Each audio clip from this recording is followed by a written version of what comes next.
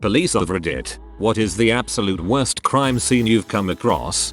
I have two, but both not crime scenes. First, decapitated body in a one vehicle RTC in Concert, Durham, England. Crashed into a stone wall and overturned, somehow decapitating the driver. Second was a sudden death. In a flat, the occupants in the downstairs flat complained of a leaking drain from upstairs. It turned out the person upstairs had died, rolled out of bed, and was decomposing on the floor. The leak was the various body fluids from the deceased.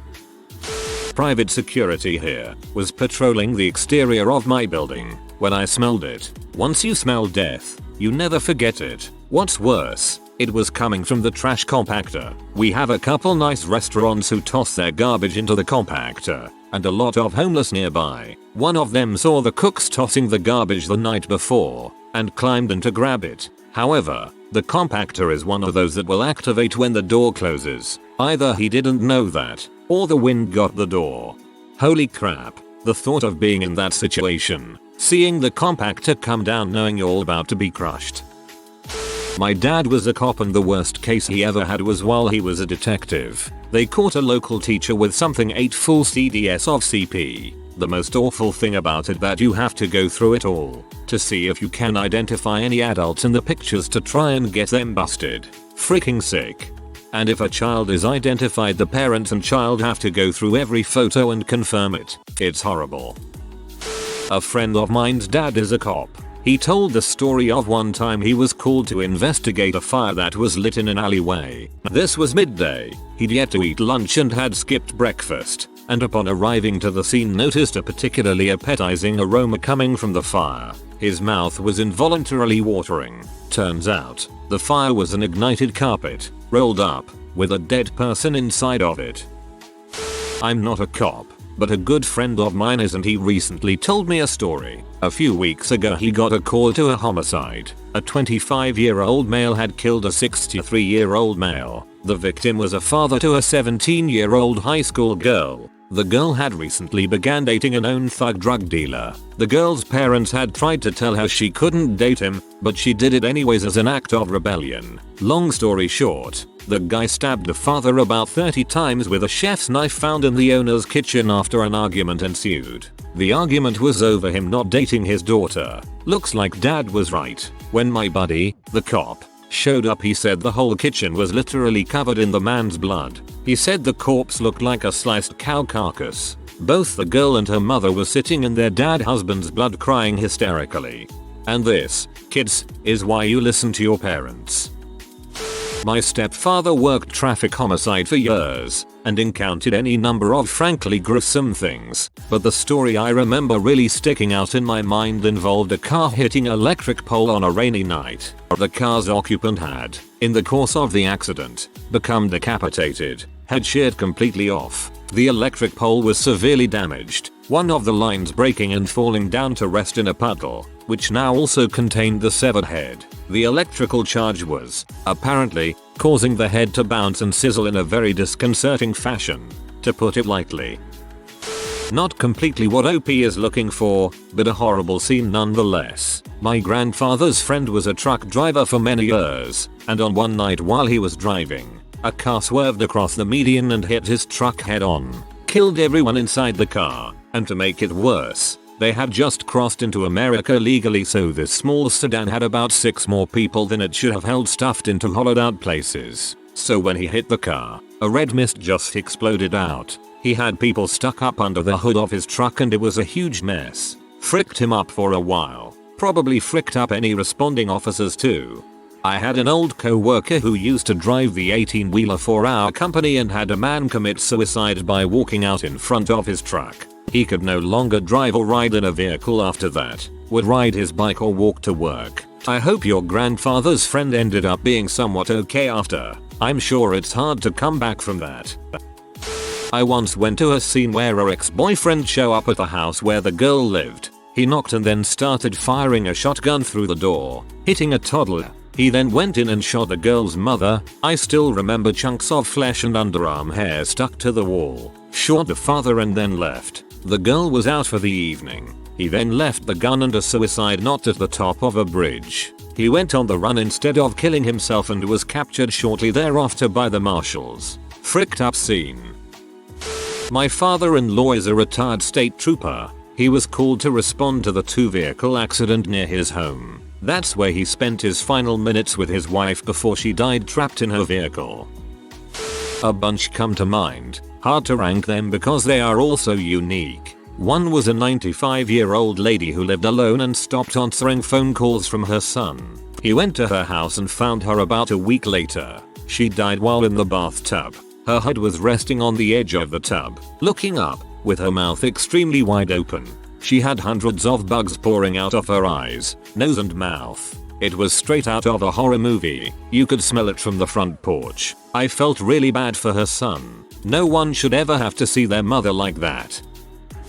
Posting on the behalf of my friend sitting next to me. Worst crime scene I've been to was 6-month-old baby being thrown out a 6-story window because the mother believed she was possessed by the devil.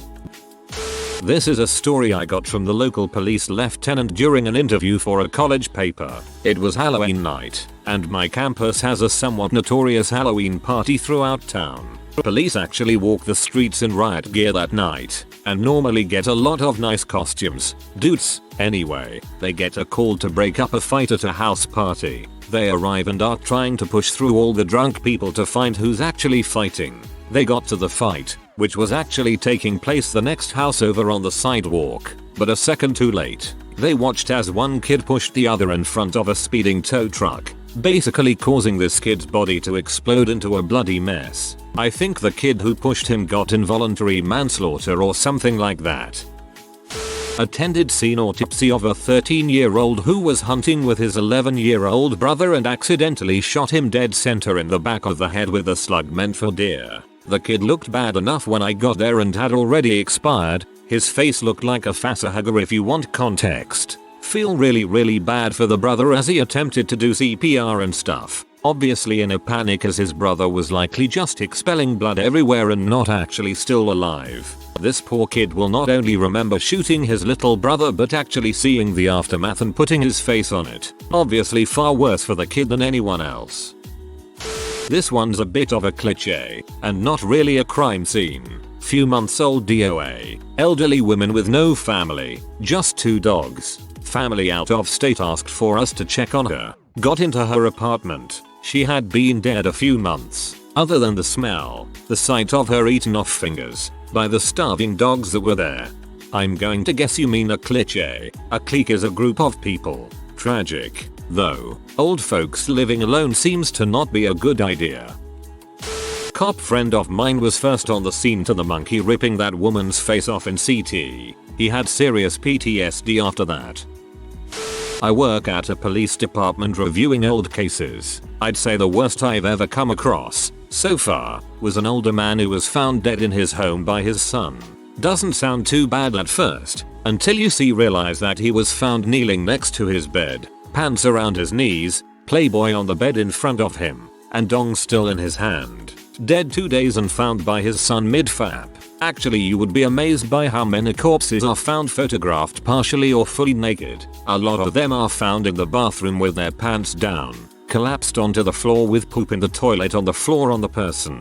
I'd say 80% of our untimelies are found partially naked with poop somewhere nearby. Currently just a volunteer, but hoping to hold the official title and role soon.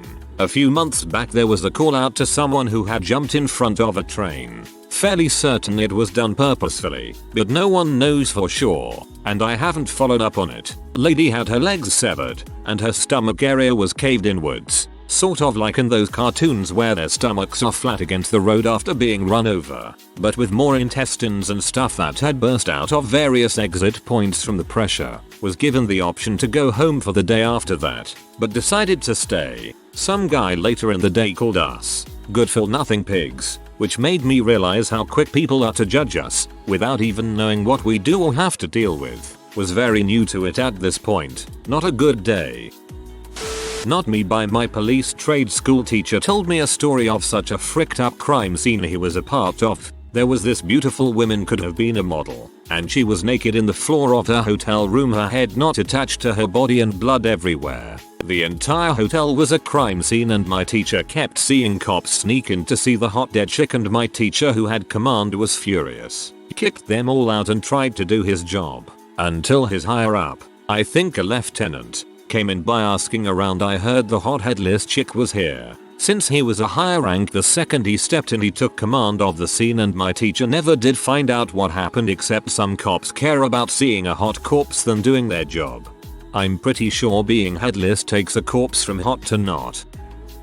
The Icicle Man, outside of smaller city in Idaho, Hop, 27K, is a kind of shanty town affectionately known as Welfare. The only business is a little convenience store a lady runs out of her house. Welfare, it has at least a 90% unemployment rate. Anyways, it's the dead of winter and around -20 degrees F. Get a call about a missing persons. A man of 70 hasn't been seen or heard from in over a month. Get to his trailer home and come across the following scene.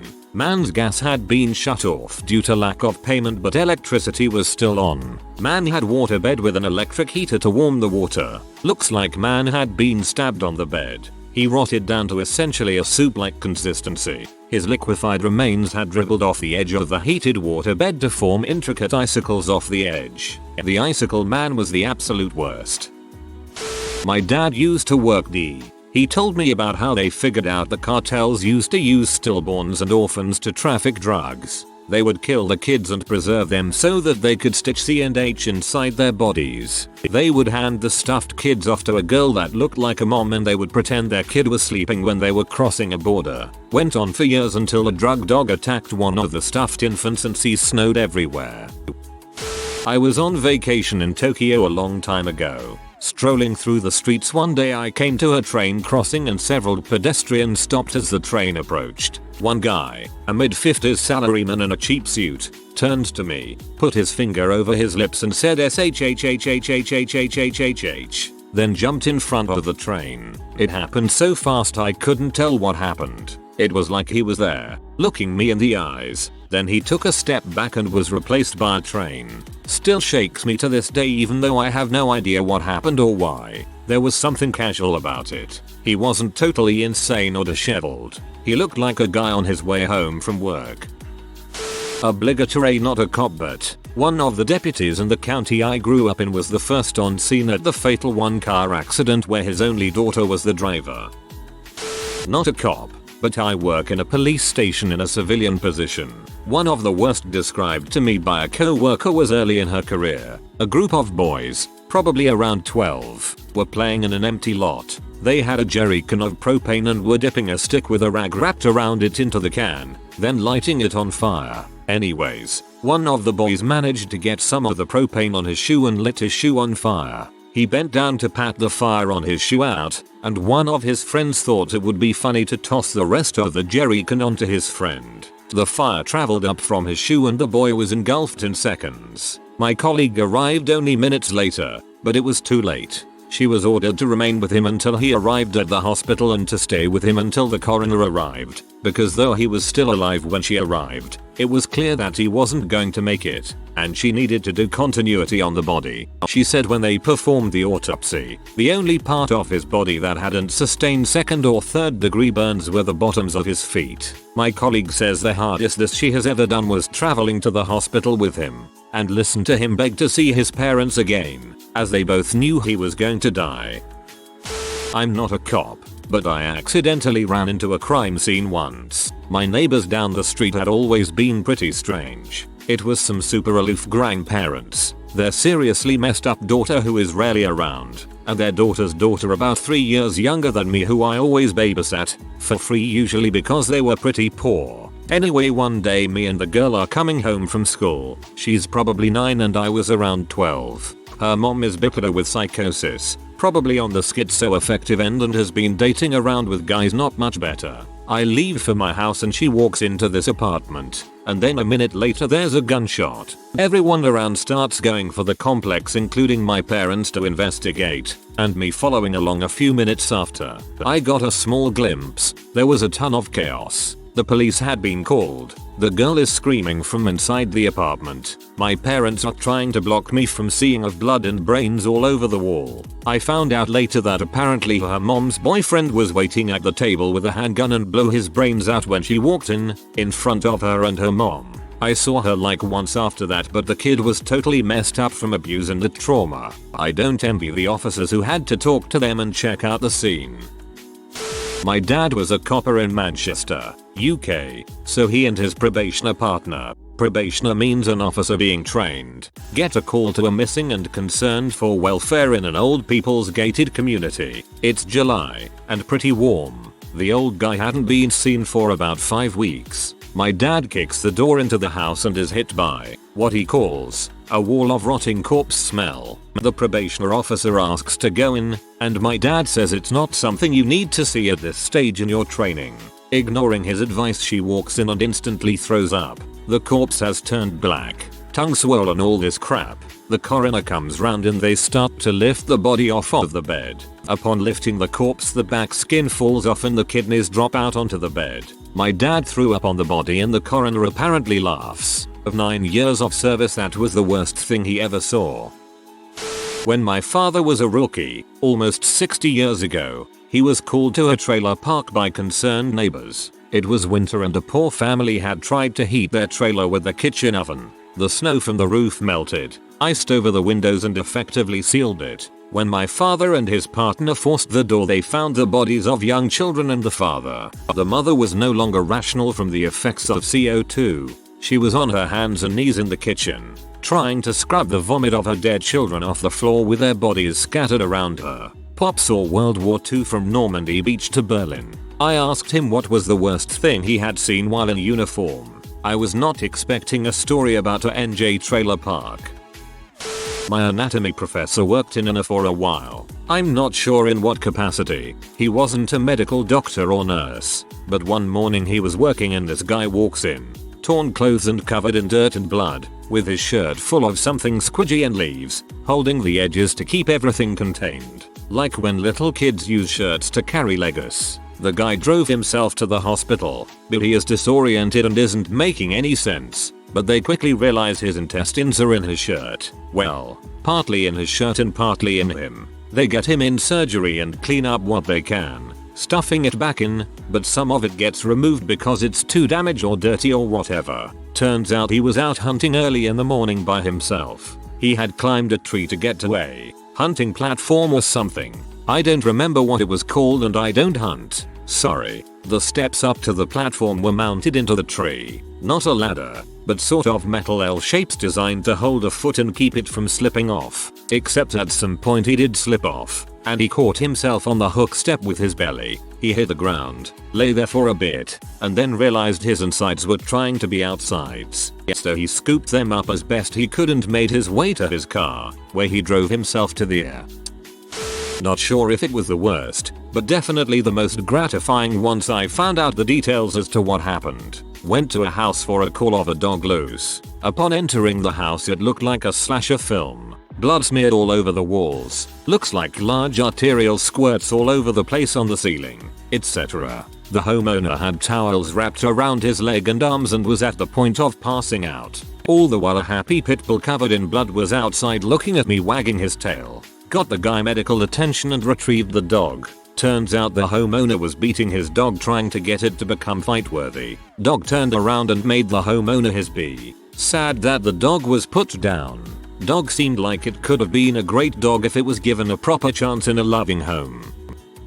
My stepdad was a lieutenant detective in our Midwestern town of about 25,000 people. He was in charge of this case where a serial killer stopped on his way through down to tie up, violate and gut a 16-year-old girl in her own bed after school. My stepdad stayed in the bedroom with her body through all the forensics and evidence collection. He had teenage kids of his own at the time. The killer went on to Florida to do the same thing to a 14-year-old girl. This was in the 80s, so it took some time before they were able to connect the two cases. Eventually the killer was caught after shooting a police officer in Texas. He was given the death penalty. This was the biggest case of my stepdad's life. He has stayed in touch with the girl's family over the last 30 years. Just a few months ago the case was on one of those criminal investigation shows where they interviewed my stepdad. He went back to the police station. He's been retired for 20 years and had to go through all the old documents and photos. Even after all this time, he still came home teary-eyed and exhausted. My dad told me about a scene he had to go out to once. This guy lives with his wife and her mother-in-law and his son. The husband and wife were into prescription pills and had a bad habit. One day the mother went to pick the son from school and the father and his mill got into it. He grabbed his rifle, shot her, then went outside into the woods into a stand with a clear view of the house. He called his wife and told her what he did. When the wife pulled up, she ran inside and then ran back out. She must have seen her husband from afar and told her son to get down. As soon as she did, her husband took the top of her head off, walked up to the car and fired a couple more rounds into it. He then shot himself in the head and the son witnessed it all. Years back my criminal justice professor told me the worst two he's been to. A guy had been pinned in between the platform and a train after accidentally slipping. They had to call the family to the scene because the only thing holding him together was the train. Once the train was moved he would die. He had to watch them say their goodbyes. Then there was an escalator incident where a little girl's arm was sucked into the escalator halfway. He said the screams alone were horrifying, and then when they removed her from the escalator she had no meat left on the bone below the elbow. Ugh, the train is horrible, but I think it's the escalator that gets me. This just confirms my fear of escalators isn't that irrational. My husband is an MP. Some parents came home with their baby in the car seat and decided the best place to put the baby in the car seat is on the stove. When they walked by, the stove turned on and the car seat caught in fire. They didn't know till the baby was screaming. When my husband got there, the car seat was an unrecognizable melted plastic blob in the middle of the road. Another time a teenage son beat a mother with a curtain shower rod with the curtain still attached. Then he locked her in a dog cage. My criminal justice professor told me this one. His co-worker followed a man who was suspected of kidnapping a little boy into his home. The co-worker makes his way into the man's bedroom where he finds him fricking the said little boy with a gun pointed at the back of his head. The man looks at the officer and grins as he pulls the trigger, killing the little boy. Only solace I took in it was that the officer shot him almost immediately after. Not a cop, but saw a helmet with the visor closed on the highway, perfectly sitting on the road. 100 meters after the helmet is a motorcycle. Another 50 meters down the road lies the rest of the body completely intact except for the head. I thought WTF, no head. How turns out the motorcycle driver crashed in such a way that his head got stuck between two steel lines on the side of the road and it came right off his shoulders. His head was still in the helmet. I had looked at the helmet for a good 15 seconds thinking whether I should pick it up at first. I had no idea that his head was still in there, so glad I didn't. I haven't driven anything with two wheels at high speeds after that. If you are new to the channel, you can subscribe. I publish new videos every day. Until then, check another video.